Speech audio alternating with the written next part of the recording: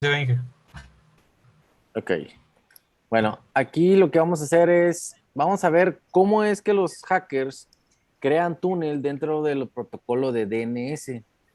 Y pues, ¿qué es lo que hacen? Es como si fuera una VPN dentro de un DNS, ¿no? Generan un túnel donde, obviamente, si tú como administrador de la empresa no tienes las habilidades o el conocimiento de que te pueden generar un túnel a nivel de DNS, pues se te van a meter por ahí, ¿no? Entonces, ahí lo único que hacen es que a través de bots, No, ¿sí? es un curso, pero lo tengo ya con otra computadora. ¿Es un A curso que ver. es con nosotros, Gera, o qué? No, no, disculpen, que me muteo. Ah, ok. Entonces, ahí lo que hacen es que los hackers se comunican a través de bots dentro de una red protegida y obviamente empiezan a robar información de la empresa, ¿no? Entonces, ¿cómo es que funciona este túnel dentro de los DNS? Pues con los comandos de control envían un botnet, ¿no? Entonces, los datos se dividen en varias partes, las codificadas primero. Y luego después, cada parte se coloca en una etiqueta de nombre de dominio nivel inferior de una consulta de DNS. Luego, dado que ya que no hay ninguna respuesta de DNS local en la red para la consulta, pues se hace la solicitud y se envía a los servicios DNS, en este caso del ISP. Si recuerdan, les platiqué o les expliqué el semestre pasado cómo es que funciona el DNS. No sé si se acuerdan. ¿Era? No, se me hace que Jera está ocupado ya en otro jale, vato. Sí, sí, que mire, el DNS, pues en sí, pues es un Domain Name Server, o sea, es un servidor que maneja las IP y las traduce en dominios. Ujú. Pues sí, sí, ya sabemos, pero ¿cómo funciona? ¿Cómo funciona el DNS? O sea, ¿a qué se refiere? ¿Cómo? Sí, ¿cómo es que tú obtienes un DNS? Si ya sabemos lo que hace el DNS, que convierte las, las IPs a letras y de las letras a número. Pero ¿cómo es que, por ejemplo, tú cuando entras a una página de Facebook, pues, ¿cuál es el funcionamiento que se tiene, güey? ¿Sí? Para que tú puedas entrar a ese famoso DNS, güey. Este, mm, o sea, sé cómo funciona, o sea, sé a qué se refiere, pero no sé cómo lo interpreta la máquina. En sí, yo sé que pues la máquina tiene sus DNS preestablecidos. Ella apunta al DNS, el DNS le dice el nombre de la página que quiere acceder. El DNS de vuelta te responde la IP del sitio donde está alojado tu servicio y pues la máquina pues se va a la IP que requiere, ¿no? ¿Y qué pasa si no lo tienes ahí?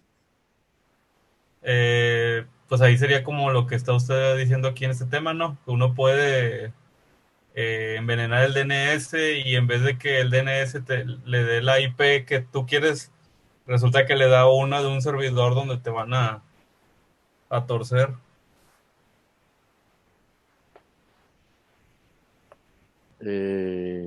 Pues no,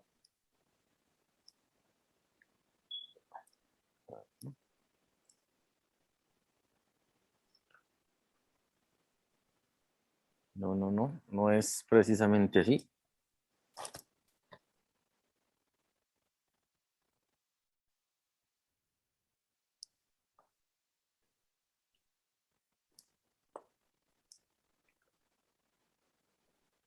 A cómo funciona el DNS es de la siguiente manera. Ya sabemos qué es lo que hace, ¿sí? Pero no sabemos cómo funciona, ¿sale? El tema es, ustedes quieren entrar a facebook.com por primera vez en su máquina. Es que quisiera, Déjame ver si puedo. Voy a dejar de compartir aquí para compartirles acá.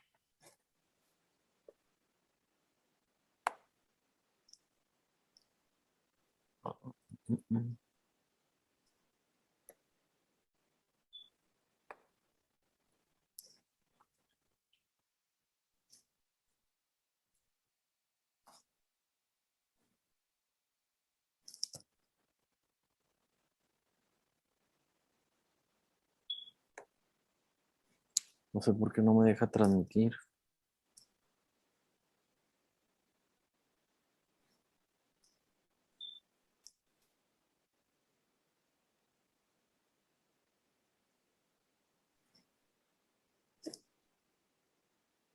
O sea, el DNS es un traductor, ¿no? De direcciones IP. Sí, eso es lo más, o sea, eso es lo que es la función principal del DNS. Pero ¿cómo trabaja? Esa es la pregunta, que cómo trabaja. O sea, sí, ya sabemos que nos cambia eso, pero ¿por qué no me deja?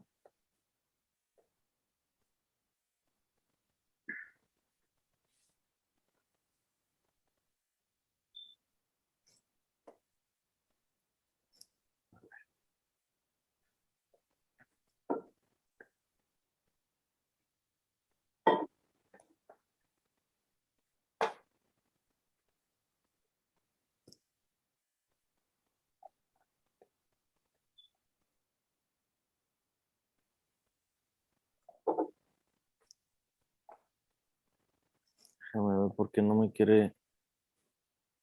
El tema es, tú quieres entrar por primera vez a facebook.com. No sé si ustedes sepan que dentro de su computadora ustedes deben de tener un archivo que se llama host, ¿sí? Si lo han visto o no sabían o están enterados o no.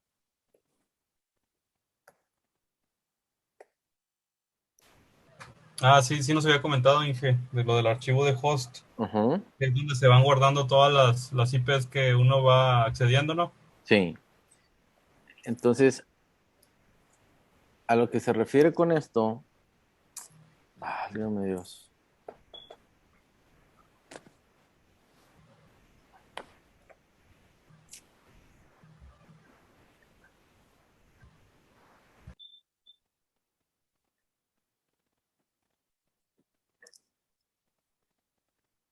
¿Ahí lo ven? Sí, va.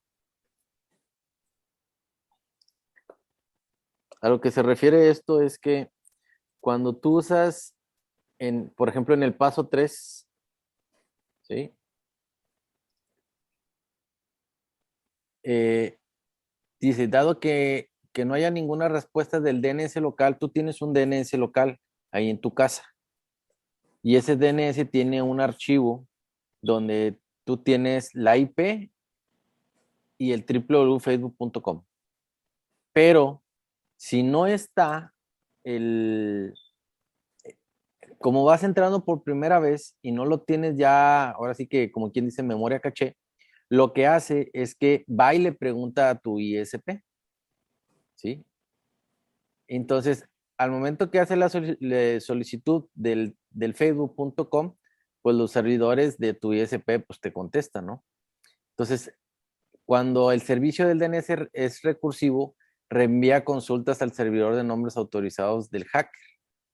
Entonces, como este proceso se está repitiendo a cada rato, pues envía todas las consultas que contienen las partes. Es decir, si tú estás entrando al facebook.com, no sé, a cualquier página, ya la información se la está mandando al hacker y está viendo a qué páginas estás entrando, ¿sí?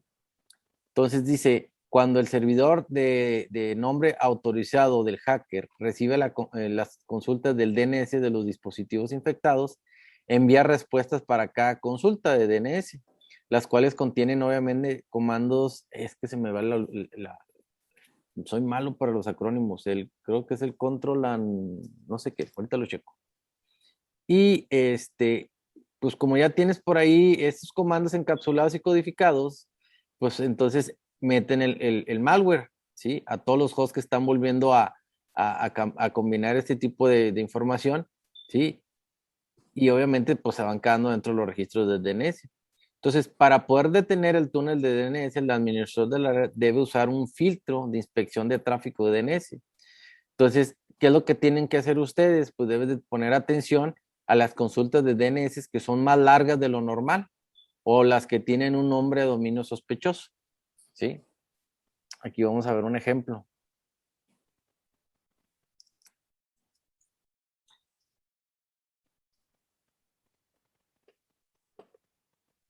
Por ejemplo, aquí tienen ustedes el DNS, ¿sí?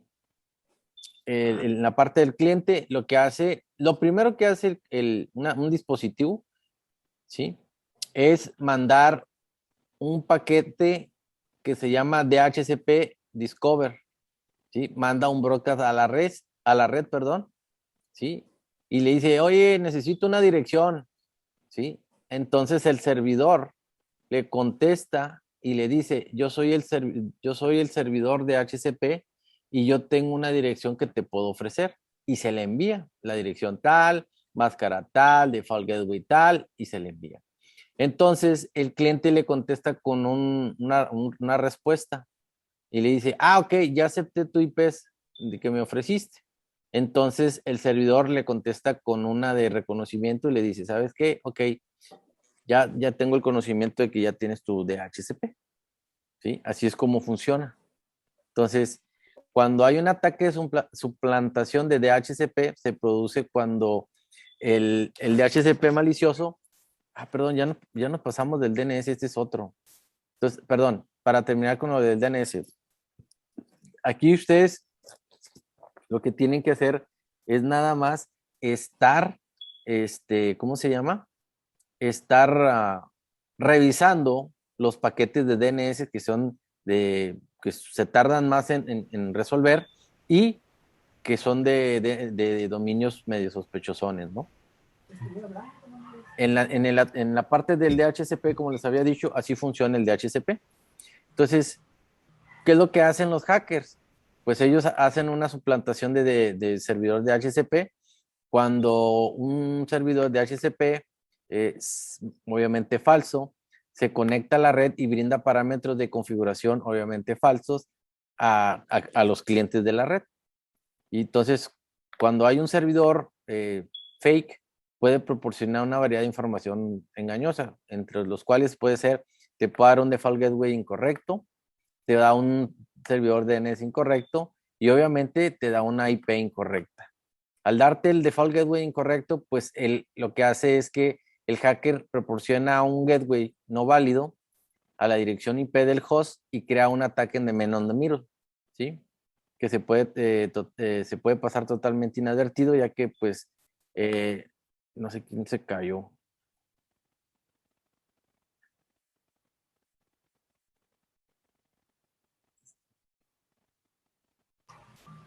En pocas palabras, sin que dé cuenta que todo el tráfico de la persona va a pasar a través del equipo del atacante. Sí, haz de cuenta que todo lo que tú estás viendo ahorita, y si está un ataque de man in the middle, si tú entraste a Facebook, se va a dar cuenta a dónde entraste, qué usuario usaste, qué password usaste, si entraste al banco, pues adiós cuenta, ¿sí? Entonces, eso es lo que hace. También te manda a un servidor de DNS fake, ¿sí? Ya que cuando haces una suplantación del DHCP, también se proporciona una dirección falsa de un DNS falso, ¿no? Entonces, y la otra es que te manda una dirección IP falsa, ¿sí? Entonces, ahí lo que hacen es que la IP de la puerta de enlace predeterminada no es válida para ambas. Entonces, luego, pues ahí es donde el hacker crea un ataque de denegación de servicios a través del cliente de DHCP.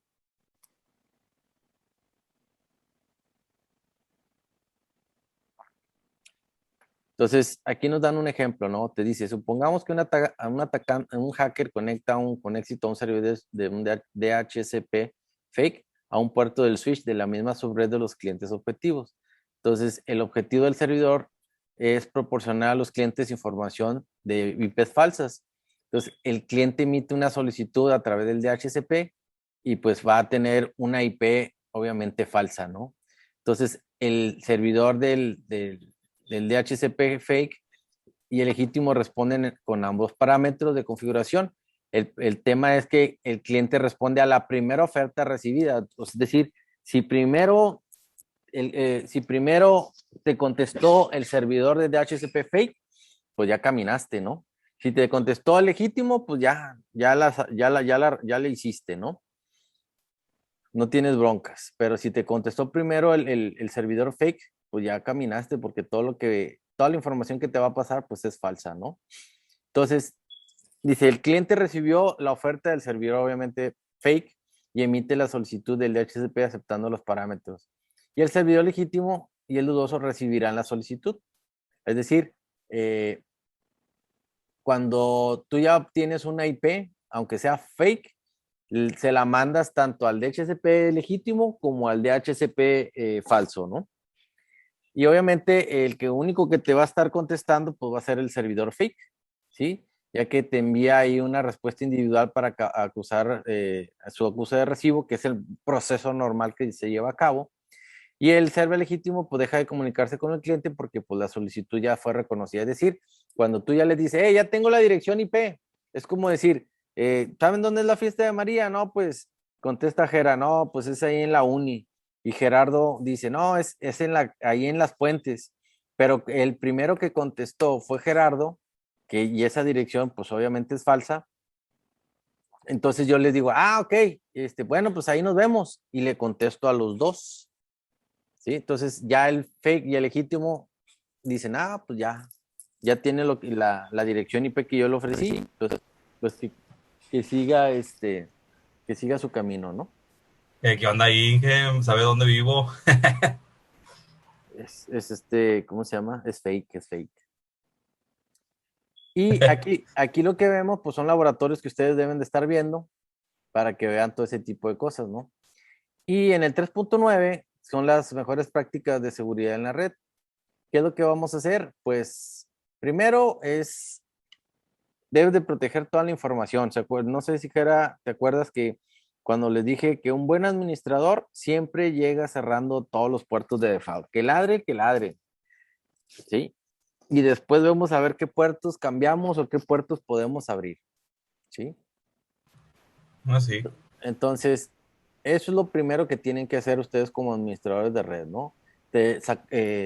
Checar los accesos, el uso, la divulgación, la interrupción, la modificación y pues la destrucción no autorizada, ¿no? Entonces, en la mayoría de las empresas sigue la falta de seguridad de informática, ¿no? Que ya no sé por qué le ponen CIA, porque pues ya saben que es más conocida la CIA de Estados Unidos que esto, ¿no? Entonces, ¿qué es lo que debes de mantener resguardado? Pues primero la confidencialidad, después la integridad y también la disponibilidad. En la parte de la confidencialidad, pues solamente las personas que deben de ver esa información o que están autorizados, porque, perdón, puede ser que sean trabajadores de la empresa, pero no deberían de estar viendo la parte de tecnología, sino la parte de operaciones, pues ellos no deben de estar viendo esa parte, ¿no? Entonces, es decir, nada más las personas autorizadas que tengan acceso a esa información, pues deben de tener ese acceso, ¿no? Entonces, y la otra es, pues, que uses algoritmos de cifrado para que se cifren los datos y no puedan ser hackeados mientras pasa a través de la red, ¿no? Aquí hablan del AES, más adelante vamos a ver ahí qué es el AES, ¿no? También la integridad quiere decir que deben de proteger la información, que la información deba ser lo que realmente es, ni una coma más, ni un punto más, o una coma menos, ni un punto menos, ¿no? Y pues ahí lo que se requiere es también usar algoritmos de criptográficos como el SHA. Y por último, la disponibilidad, es decir, que estén disponibles en el momento que la persona necesite ver esa información. Para eso, pues lo que tenemos que hacer es, pues tener redundancia, ¿sí? Debes de tener varias puertas de enlace y enlaces redundantes.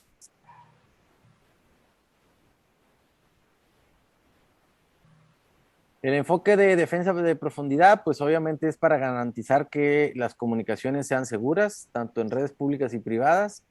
Y pues aquí de esto, de lo que se trata es que empezamos a meter seguridad a todos los servicios a través de VPN, de Firewall ASA, del IPS, del ESA, del WSA, el triple perdón, el servidor triple A, ¿sí? Y obviamente, pues todo esto debe estar a través también de los routers y de los switches para hacerlos más robustos en la parte de seguridad. Y también, pues, a medida que viajan a través de la red, pues debemos proteger los datos, ¿no? Si nos vamos a la parte del firewall, tú tienes que tener unas políticas de seguridad donde qué es lo que voy a permitir entrar de internet hacia adentro y qué es lo que voy a denegar, ¿sí? Por ejemplo, aquí tenemos esta filmina en la cual pues estamos permitiendo el tráfico externo hacia la navegación web. También permitimos el tráfico de FTP, el del SMTP, que viene siendo el correo, y este también es de correo, el IMA, ¿sí?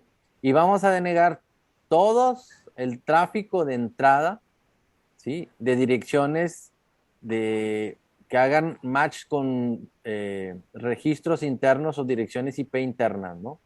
También todo el tráfico interno hacia servidores de direcciones externas, todo el tráfico de ping, todo el tráfico del Active Directory, todo el tráfico del MySQL y también el del dominio de broadcast, ¿no? Todo eso se tiene denegado.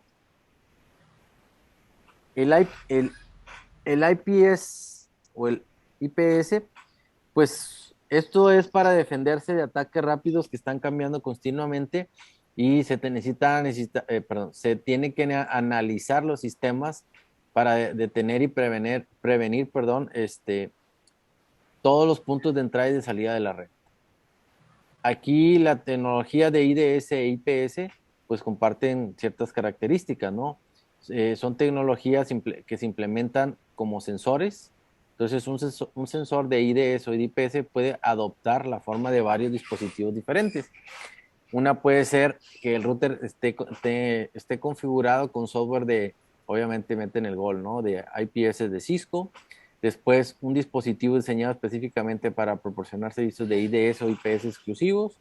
O un módulo de red instalado en un dispositivo, como puede ser un ASA, que es el Adaptive Security Appliance, que es como si fuera un modemcito, ¿sí? O puede ser en el switch o en el router, ¿no?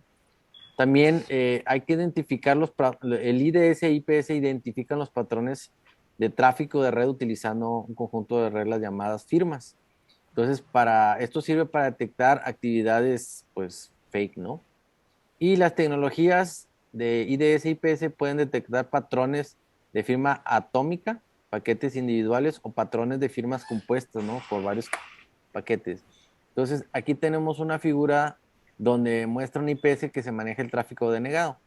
Tenemos el hacker tratando de entrar a través de Internet, llega al IPS, el IPS, como tiene habilitado el sensor, pues, ¿qué es lo que hace? Está dropeando los paquetes, ¿sí? Mm. ¿Sí? Y si es válido, pues llega a la consola de administración. Perdón, si no es que sea válido. Al momento que él detecta que hay paquetes maliciosos o hay algo mal, lo tira y notifica a la consola del IPS para avisarle que está pasando algo, ¿no? Es decir, el log de eventos en los cuales se están detectando esas cosas, se está detectando el ataque, ¿no? Queda registrado. Dispositivos de seguridad o contenido, pues en este caso viene siendo un appliance de Cisco, como es el ESA, que es el Electronic Security Advisor, creo que que es un dispositivo especial diseñado para monitorear todo lo que se refiere al correo, como puede ser a través del protocolo SMTP. Este ESA se actualiza constantemente por fuentes de tiempo real de Cisco en Talos. Es decir, este es un dispositivo que se conecta directamente a los servidores de Talos de Cisco para estar actualizando las nuevas vulnerabilidades, los nuevos ataques, y él se está actualizando constantemente, ¿no? Y el otro es el WSA, que es un appliance de seguridad a nivel web, donde pues mitigas todo lo que es tráfico a nivel web o todo el ataque a nivel de web, y pues también te da una protección contra el malware y te da una visibilidad y control de aplicaciones. Es decir, también te sirve para controlar a los usuarios que son así como Jera, que nomás le andan moviendo y se andan metiendo al www.xxx, pues ahí se dan cuenta de quién está entrando, por dónde está entrando, qué IP tiene y qué usuario es, ¿no? No, hombre, Inge, por eso existen las VPNs, o si no existe el Tor. Y la otra es, esta también proporciona un control total sobre los usuarios que acceden a Internet. Estos pueden marcar algunas URLs en la lista negra, filtrarlas, escanear el malware y categorizarlas dentro de esta lista de URLs para aplicaciones web, y ya que estén, y se puede encriptar o desencriptar dependiendo del tráfico que se tenga, ¿no?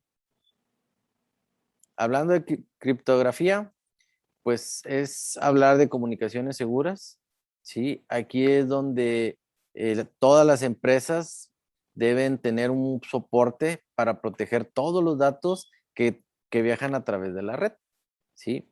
En esta protección, pues igual que en la anterior que vimos ahorita, ¿qué es lo que debemos proteger? La integridad de los datos, la autenticación del origen, la confidencialidad de los datos y la imposibilidad de la denegación de servicios. Aquí lo que hacemos es que la integridad de los datos, pues como lo vimos en la otra, es que los datos no se modifiquen de ninguna manera. Si tú le pusiste hola, estoy bien, que al destino le llega hola, estoy bien, ¿sí? Entonces, ellos utilizan algoritmos como es el Hash Digital Version, que es el 5M, el 5M, el 5, versión 5, perdón, que es el MD5, o el Security Hash, que es el SHA que vimos anteriormente. También tenemos autenticación de origen. Esto lo que nos ayuda es que nos garantice que el mensaje sea o no falso, que venga de la persona que debe de venir y no de otro lado, ¿no? Entonces, ahí lo que se utiliza para ese protocolo, como el código de autenticación, es el mensaje hash, que es el hash message authentication code, que es el HMAC. Y la confidencialidad de los datos garantiza solamente que entren los usuarios que deben de entrar ¿cómo se llama? A la parte que les corresponde, ¿no? Y la otra, que es de bastante importancia, es la imposibilidad de la negación de los datos. Es decir, que se garantiza que el remitente no pueda negar ni refutar la validez de un mensaje enviado. Esto es la imposibilidad de negación de bases se basa en el hecho de que solamente el remitente tiene características únicas o una firma como para abrir el mensaje. Entonces, esta criptografía pues, se puede usar en cualquier lugar donde haya comunicación de datos, ¿sí? Y vamos a ver por aquí un ejemplo. Aquí tenemos cómo es que es la integridad de los datos. El mensaje original es que le paguen a Alex $100, ¿sí? Y tiene una llave, ¿sí? Entonces, se manda el paquete y es, en el destino le dices, en lugar de que le pagues a Alex, aquí ya se modificó, aquí ya hubo una modificación de los datos. En lugar de pagarle a Alex $100, te dices, págale a Jeremy $1000. O sea, ya hubo un cambio, ¿sí? ¿Por qué? Pues porque no hubo una integridad de los datos. Si se fijan, la encriptación no es la misma, es diferente. ¿Sí? Entonces, ¿cuáles son las codificaciones más conocidas? El MD5, que tiene no es una síntesis, viene siendo ¿cómo se llama? Una codificación de 128 bits, que es unidireccional y se generan múltiples mensajes de hash de 128 bits. Este algoritmo pues, es heredado, que solo se debe usarse cuando no hay mejores alternativas disponibles. Entonces, si hay una mejor, pues utiliza mejor el SHA versión 2, ¿no? El SHA versión 1 es muy similar al MD5, pero crea mensajes hash de 160 bits. Es un poquito más lento, pero el SHA-1 tiene defectos conocidos y es un algoritmo obsoleto. Por eso sacaron el SHA-2. Y a diferencia del SHA-1, pues este ya no es de 160 bits, va de 224 hasta 512, ¿sí? Y estos son algoritmos de última generación y se deben utilizar siempre que te lo permita hacerlo, ¿no? Entonces, aquí este tipo de hash te sirve para detectar si hay modificaciones accidentales o no brinda cierta protección contra los cambios, perdón, ante los campos deliberados. Entonces, por lo tanto, el hash es vulnerable a los ataques de man in the middle, es decir, te lo pueden hackear ahí, ¿no? Y no proporciona seguridad a los datos transmitidos. Entonces, aquí lo que tenemos es para agregar autenticación y control de integridad, pues se usa un código HMAC, ¿sí? Entonces, aquí lo que hacemos es, aquí dice, págale a Terry Smith $100, ¿sí? Y viene, entonces, ¿qué es lo que haces? Lo metes en la función del hash, donde mezclas la información con la llave. Se genera la llave, ¿sí? Y se envía, ¿sí? Entonces, se envía la clave, ¿no? Entonces, solo la parte que tiene acceso a esa clave, en este caso, pues una clave secreta, puede calcular el compendio de una función HMAC. O sea, es decir, si la recibe alguien más, no la va a poder utilizar, perdón, dado a que no tiene la llave para poderla desencriptar, ¿no? Entonces, aquí lo que hace es que esta característica derrota los ataques de man in the middle, es decir, no te permite que te hagan un man in the middle y proporciona autenticación de origen de los datos. Sí, porque hay cuenta que el atacante lo que va a ver va a ser puros datos, pero sin sentido, a menos que Así tenga la llave. es correcto. Y hay dos clases de encriptación que se utilizan, ¿no? Como lo vimos anteriormente. Una es el algoritmo cifrado simétrico, que es el DES, y el 3DES, y es el estándar cifrado avanzado, que es el AES. Entonces se basan en la premisa de que cada parte se comunica y conoce la clave precompartida, y la confidencialidad también se puede garantizar con algoritmos asimétricos como el Rivers-Shamir-Adelman, ¿sí? O el RSA, y la infraestructura de la clave pública, que viene siendo el PKI. Entonces, aquí, como pueden ver, tenemos una encriptación simétrica y una encriptación asimétrica, y vemos la diferencia. En la simétrica, pues usa la misma llave para encriptar y desencriptar los datos, que la longitud de la llave puede ser de 40 a 256 bits, que es mucho más rápida que la asimétrica, y también es muy comúnmente usado para construir los datos a través del tráfico de la VPN. Y una asimétrica usa diferentes llaves de encriptación de entrada y de salida, o de recepción y recepción, perdón, ¿era qué?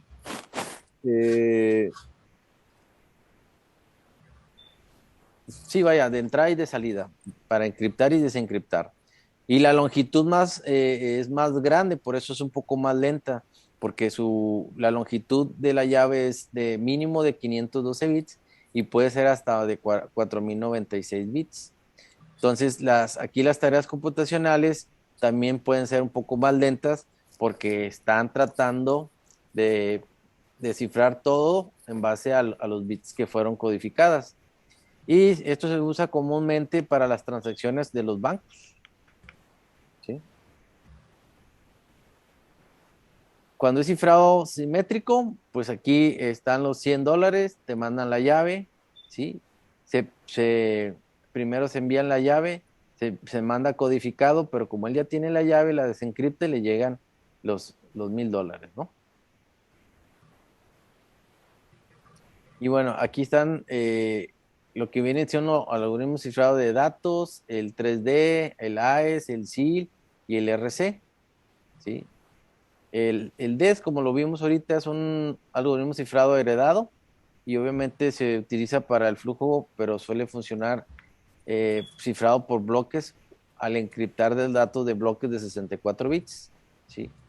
Y el 3D, pues es una versión más reciente del DES, pero repite el proceso de algoritmo 3 veces y se considera muy confiable. ¿Por qué? Pues porque son 3 veces correr el algoritmo para determinar que realmente no hay ahí falsedad ni nada de eso, ¿no? Y el AES, que es un algoritmo un poco más eficiente que el 3D, pues es simétrico, es el más recomendado y ofrece 9 combinaciones de la longitud de la llave, ¿no? Y puede bloquear eh, claves variables desde 128 hasta 256.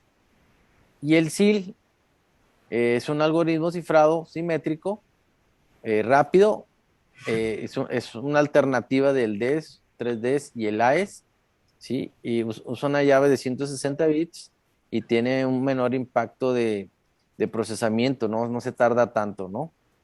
Y el reverse ciphers para flujos, pues está desarrollado por Ron Rivest y se ha desarrollado numerosas variantes como el RC4 y es el uso más frecuente. El RC4 es un cifrado de flujo y se utiliza para proteger el tráfico de la web, del SSL y del TLS, ¿no? El asimétrico, ¿qué horas son? Ya no me pasé, güey. ¿Sí va? Sí, ya me pasé. Anótele, página 97. Nos quedamos en el cifrado asimétrico.